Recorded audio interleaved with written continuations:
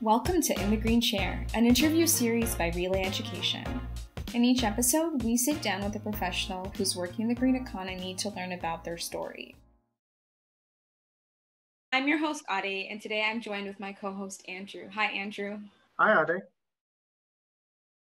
Throughout the series, you'll hear from professionals across a wide range of fields and sectors who all work in what we consider to be a green-collar career. Today's guest in the Green Chair is Shivani Chotalia. She's the Manager for Engineering and Community Partnership at NRStor, which is an energy storage project developer based in Toronto. Hi, Shivani. Welcome to the Green Chair. Hi, Ade and Andrew. It's so nice to be here. Thank you for having me. Thank you for being here.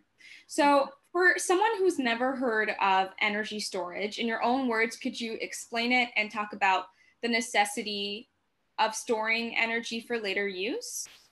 So energy storage, if you haven't heard of it, it's probably something that you're going to start hearing a lot more about.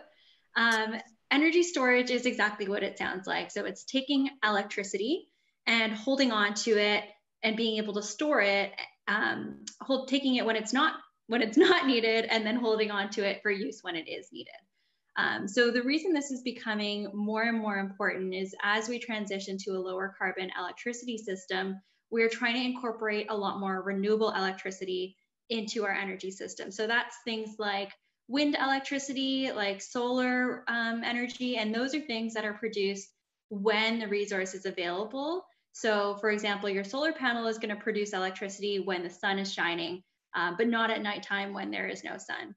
And a wind turbine will produce electricity when the wind is blowing, but not necessarily when you're using that electricity. So having some inventory in the middle, being able to have a mechanism like energy storage to hold on to that electricity when sort of extra electricity is produced, and then being able to use it exactly when we all need it and when we're all turning on our lights in the morning or coming home from work. Actually, we're all working from home, so but being able to use electricity when it's needed.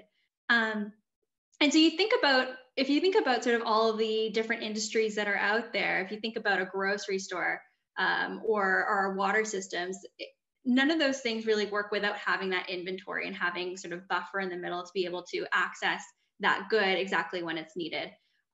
Electricity is actually very unique where we don't really have that inventory on the system already. There isn't actually a mechanism for storing electricity. We're trying to use every electron at the exact point in time when we're creating that electron. So when you're turning on your light, there is some sort of generation, whether it's a solar panel or a coal facility or a natural gas facility, there's something producing that electricity at the same time as you're using it. So energy storage is really the buffer in the middle that'll help us transition to a much more efficient system and a much more renewable and low carbon system as well. So as the Manager of Engineering and Community Partnerships, what is a typical day at work for you? So NRStor is a pretty small company still. So we've got about 10, 15 people on the team. And so everyone in the company sort of wears a lot of different hats. And so my role definitely changes day to day. But a lot of what my role looks like is sort of managing projects day to day. I get to work with the financing of projects with our community partners, working with different engineering firms or different suppliers to think about what needs to happen to get that project built, to go from an idea for a project to building a business model around it and then actually constructing it and operating it at the end of the day. What was a pivotal moment in your career where you experienced a big change? That's a good question. I have to think about that one a little bit. The start of my career was an interesting time. I wanted to be in the clean tech industry and I wanted to be in energy specifically within that. And I wanted to be in a small enough company that I could make an impact on the company, as well as a company that aligned with my values. I was quite lucky. I had the privilege of after university, I moved to Toronto and I stayed in the basement of an aunt and uncle's house for a little while. So I took my time and I didn't kind of get a job right away. And I eventually found NRStor sort of through the startup ecosystem in Ontario. But NRStor at the time wasn't hiring. And since they weren't hiring, I sort of went through a process of kind of cold calling and talking to some people on the team. And I ended up putting together my own research of Tesla Powerwall product. Here's how I think it could be rolled out. And then eventually I volunteered at a conference that the the CEO of the company in NRStor was speaking at. And so I kind of abdicated my volunteer responsibilities a little bit and tried to just spend as much time talking to her as I could.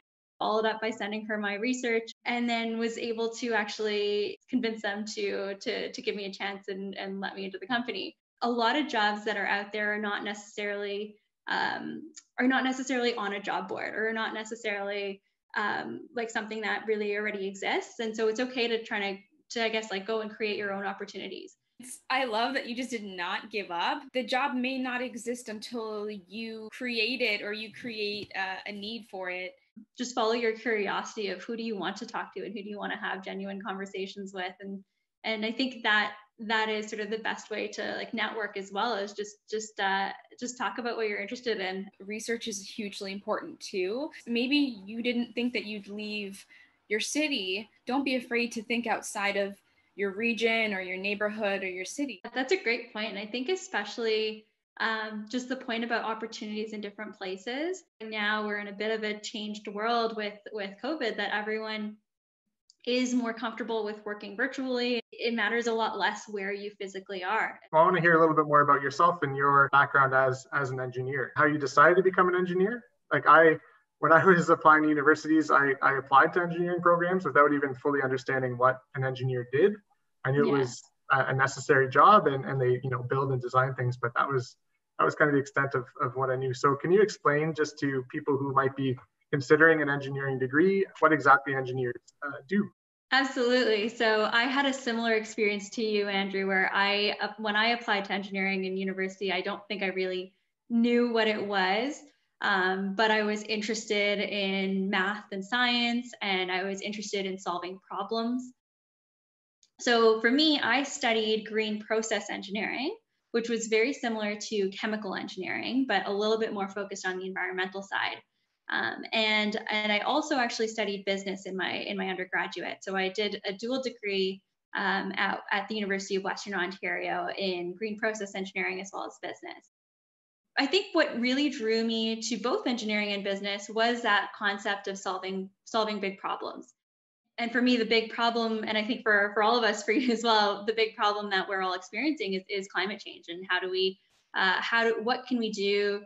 What kinds of technologies are out there? What can we do to build our system differently to address that big issue of climate change? And I think through engineering, it gave me sort of access to very specific types of technologies and specific solutions to a big problem like climate change that you can sort of narrow down and focus on the electricity and the energy system specifically, and then think about what are the solutions within that world. And I got really excited about energy storage being sort of a new and innovative solution. So I read that when you were younger, you would take machines apart and put them back together.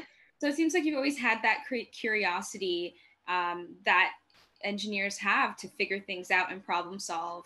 Did you always know you wanted to be an engineer? Was there some type of mentor or someone you looked up to that influenced that decision? Yeah, that's a good question as well. And to be honest, I definitely did not know that I wanted to be an engineer. I didn't really know what it was, and I didn't really have many engineers as role models around me.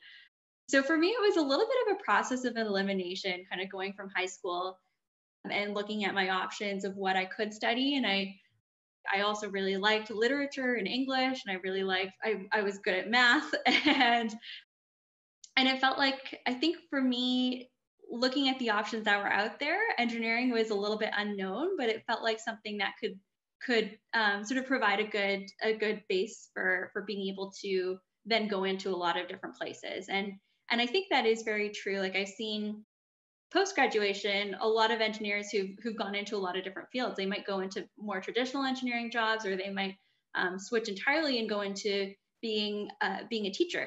It really doesn't close any doors. It only opens more doors. Absolutely. There's so many forms of engineering, and they can have you working outside. They could have you working just in front of a computer. They could have you building things. You could even work in heating and cooling of buildings.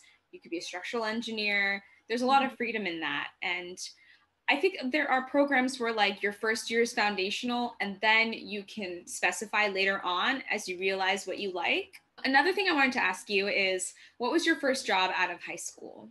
My first job was really working in a restaurant in a small town in Quebec. It was a vegetarian restaurant, like in the middle of nowhere. I did something called the Explore program, which is sort of put on through the federal government, which enables young people from Anglophone parts of the country to go and live in a small town in a Francophone part of the country, and vice versa for Francophones to live in an Anglophone town. I grew up in Edmonton, Alberta, so I'd always sort of been in cities, so it was cool to sort of live in a small town. That was my first job.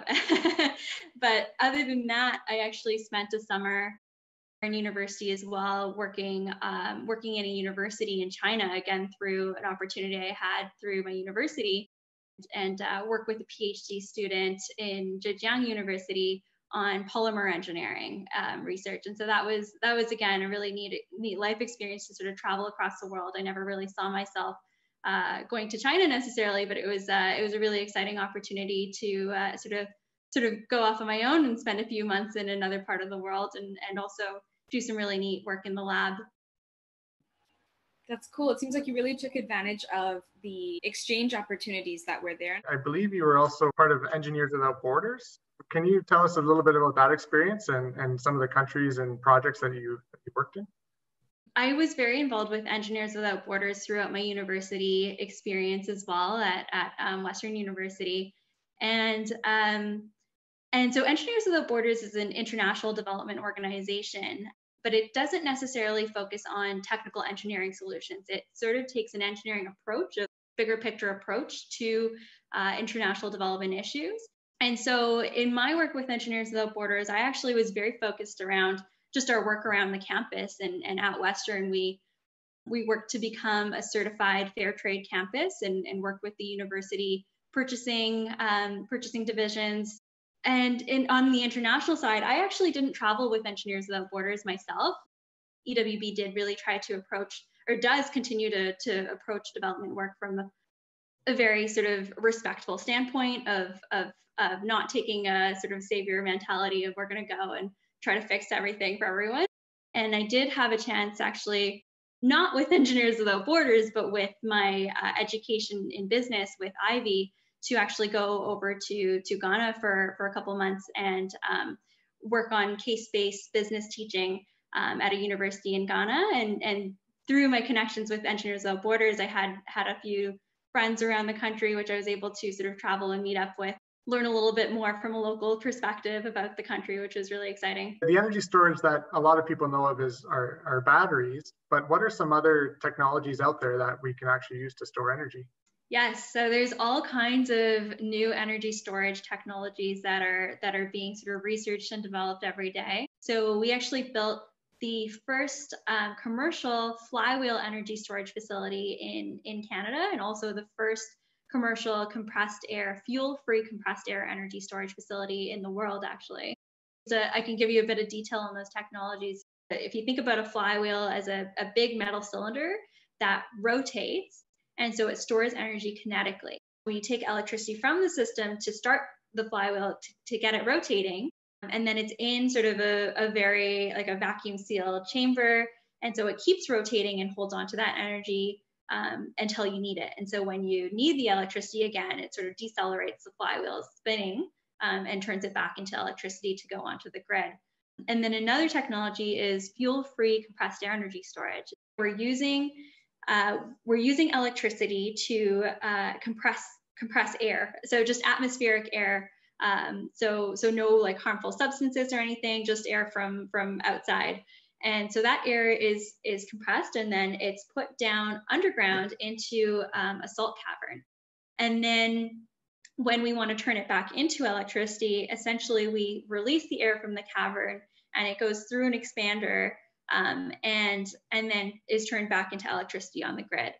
That's interesting. So it sounds like there's some energy storage solutions that are you could apply anywhere in the world, but then there's also some that are specific to the geography that you have, right? Because not everywhere has empty salt mines, but I guess if you do have them, that you have an opportunity to use it for storing energy, right? Absolutely. Yeah, that's exactly it. When you are storing the energy, how long does that energy actually last, and how long can you hold on to it before you begin to lose it? That's a great question. So that's also associated with the size of storage that you have. And you'll hear something that's talked about in the energy storage world is duration of your energy storage. And so that is, if you have a battery that charges at 1 megawatt, for example, if you charge it for 2 hours, it gives you 2 megawatt hours of storage, and people will call that a 2-hour duration battery. So if you think about your house, if you think about there is a product called the Powerwall, which is a battery for your house, which is a product from Tesla. So if you think about that battery as almost like a bucket of water, where you're charging it up from the grid with you've got water flowing into it, and then you've got it filled up with a whole bunch of energy. And then you have that amount of energy that you can take out of it over a full day or over 2 days or however long you can. If you're taking small quantities out of it. If you're taking a lot out of it, it'll last a lot shorter. Yeah, that's a really important concept, and something I'm still kind of working my head around is the whole kilowatt hour measurement. When you see a measurement on a battery, it says it's so and so megawatt hours. That's the duration. That is how you quantify how big that battery is. Yeah, exactly. That's sort of in the water analogy, that's the volume of how many liters of water you've got in there. And when you hear kilowatts, which is also very common, that's sort of the rate of flow of water into your bucket, or the rate of flow of energy in or out of your battery. For some of the examples you shared, it sounds like you do need some energy to kind of get things started. Like with the flywheel, you need to use electricity from the grid, or for the pump storage, you need to store that air. So where is that electricity coming from? Isn't the whole point of energy storage to be storing it for later use, not using energy in the first place? Energy storage is just the storage component. So there's no new generation. There's no new electricity being created. It's all being taken from somewhere and then being held onto and then being used again. And so it can come from really any source. Obviously, we are also trying to shift away from fossil fuels and bring on a lot more renewable energy. So it might be solar energy that's generated and not needed at that exact point in time. But you're right also that there is energy being used in the energy storage process. And so if you put 100% of electricity in, you're not going to get 100% of electricity out. And it's different for different technologies.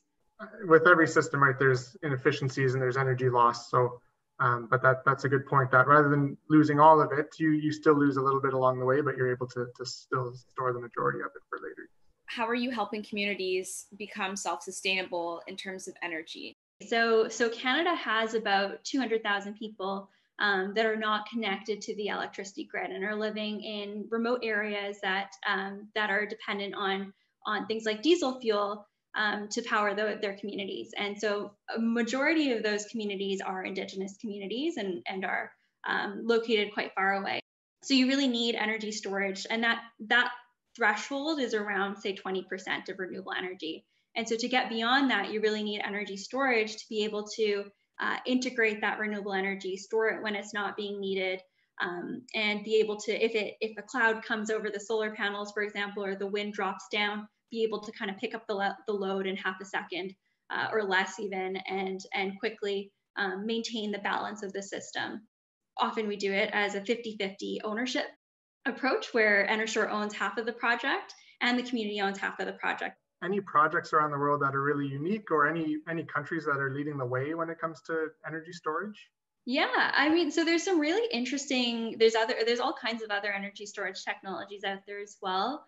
There's something called gravity storage that was getting a bit of attention, where you're essentially like picking up blocks and creating a tower with these blocks, and then using these giant cranes to store electricity by lifting the blocks up. And then when the blocks are coming down, using the gravity to be able to create electricity. There's a lot going on around the world, actually. And Australia is one country, for example, that has done quite a bit in terms of figuring out how their electricity system will encourage more energy storage to be part of the system. There's a lot of jurisdictions in the United States that are doing this. Europe is also progressing in terms of energy storage deployments and developments. now it sounds like it makes sense on an economic side too, right? It's not just about making the planet, taking better care of nature, which is also, obviously very important, but it also saves companies money and saves the provinces and those municipalities money too, right? Yeah, I think it's both. And I think we definitely consider ourselves a green company as well, in the sense of that's definitely a big part of our sort of vision and mission. Yeah, it even has me thinking about 20, 30 years from now, small businesses have their own solar panel with their own battery, and then all of their operations is powered by the sun. I think so. And I think it's a combination. Like, I think there are benefits to being interconnected to each other as well. So if I'm producing extra solar energy on my roof, I can sell it to my neighbor down the street, and vice versa. If they have a battery and they can hold on to my solar energy and sell it back to me when I need it again. I think there's going to be a lot more sort of two-way interaction. Yeah, actually, that is a great point, because we do have to consider, flooding, natural disasters. If that happens to someone in a neighboring town, the community can band together and support them by saying, we have some stored energy, let's help you out. Yeah, and I think we're already seeing it happen as well. Like, down in California, with some of the wildfires that were happening, they were experiencing a lot of outages in houses. And so the utility is now implementing systems to encourage more people to have batteries in their homes. I think we're seeing more programs like that being rolled out in response to some of the natural disasters that we're seeing, unfortunately. Do you see any main areas that are in need of young people to kind of fill those gaps? I guess just expanding it from energy. Like, I think there's a lot of opportunity in energy storage, and we're going to need people to play all those different roles in trades, in engineering, and in business, in advocacy. Talk about sort of green careers. Like, I think that's going to be extended to all careers. I think that's really the opportunity for young people, is whatever your passion is, bring that lens to it of, how do I do this in a way that's good for the environment and good for the world. Do you have any books that inspired you about energy storage or renewable energy or engineering? Yeah, so I have one. It's not specifically about energy storage, but it's called Cradle to Cradle. It's more about sort of design thinking around sustainability principles. How do we design our products, and how do we design processes and companies around this mentality of thinking a little more deeply about the materials we're using, about the purposes of how we're using them, and how they'll be used after we're done with them as well. A lot of great information there, and thank you for spending the time with us and chatting about energy storage and your experience. Thank you so much for having me. It was really fantastic to be a part of this series, and appreciate the conversation. Thank you for sitting in the green chair with us today. For anyone who wants to keep track with what NRStor is up to, where can we find you on the internet? Yeah, absolutely. So NRStor's website is www.nrstor.com. So you can definitely check out more about our projects and our company overall there. And then I feel free to reach out to me. I'm on LinkedIn with just my name. You could find me, and feel free to reach out. We hope you enjoyed learning about the different paths people take to working in the green economy. Follow us on social media at Relay Education, and check out our website, relayeducation.com, to learn more.